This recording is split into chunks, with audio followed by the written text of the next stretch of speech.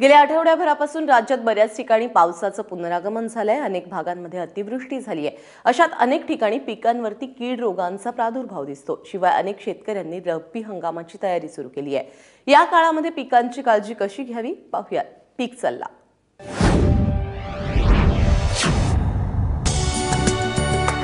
कोल्हापूर, सांगली आणि सातारा जिल्ह्यात उशिरा पेरलेल्या आणि पक्व होण्याच्या अवस्थेतील सोयाबीन पिकावर तांबेरा रोगाचा प्रादुर्भाव दिसून येतोय। याच्या नियंत्रणासाठी पावसानं उघडीप दिल्यानंतर प्रोपिकोनॅझॉल किंवा हेक्साकोनाझॉल 1 मिलीलीटर 1 लिटर पाण्यात मिसळून फवारणी करावी। फवारणी करताना स्टिकरचा वापर करावा।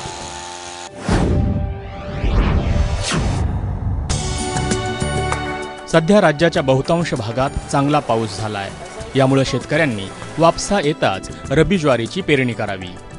रब्बी ज्वारीची पेरणी शक्यतो 15 सप्टेंबर ते 15 ऑक्टोबर या कालावधीत करावी। पेरणीसाठी हलक्या जमिनीत सिलेक्शन 3, फुले माऊली, फुले अनुराधा या वाणांची निवड करावी। जमिनीचा प्रकार मध्यम असल्यास फुले चित्रा, फुले माऊली, मालदांडी 35-1 हे वाण, तर जमीन भारी असल्यास फुले वसुधा, फुले यशोदा, CSV 22 या वाणांची शिफारस करण्यात आली आहे। बागायती जमिनीसाठी फुले यशोदा, फुले वसुधा, CSV 22 ही वाणं निवडावीत। ज्वारीची पेरणी 45 बाय 15 सेंटीमीटर अंतरावर करावी। पेरणीपूर्वी प्रति किलो बियाणास 300 मेष गंधक 4 ग्रॅम या प्रमाणात चोळावं। तसंच ॲझेटोबॅक्टर आणि PSB प्रत्येकी 25 ग्रॅम या प्रमाणात बियाण्यास चोळावं।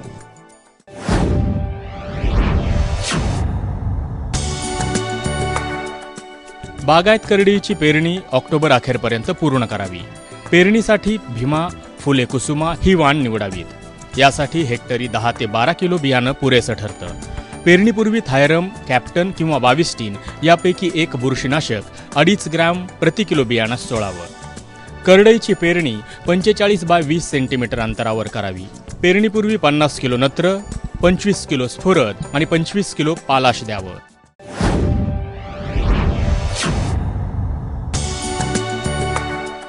हरभरा हे रब्बी हंगामातलं महत्त्वाचं पीक।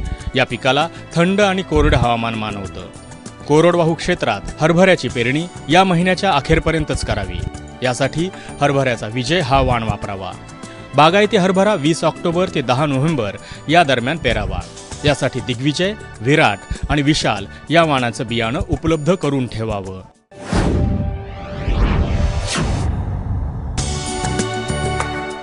सूर्यफूल पेरणीसाठी पाण्याचा उत्तम निचरा होणारी मध्यम ते भारी जमीन निवडावी। पाणी साचून राहणाऱ्या जमिनीत सूर्यफुलाची लागवड केल्यास पिकाची योग्य वाढ होत नाही। अशा ठिकाणी पिकावर केवडा रोग येण्याची शक्यता असते।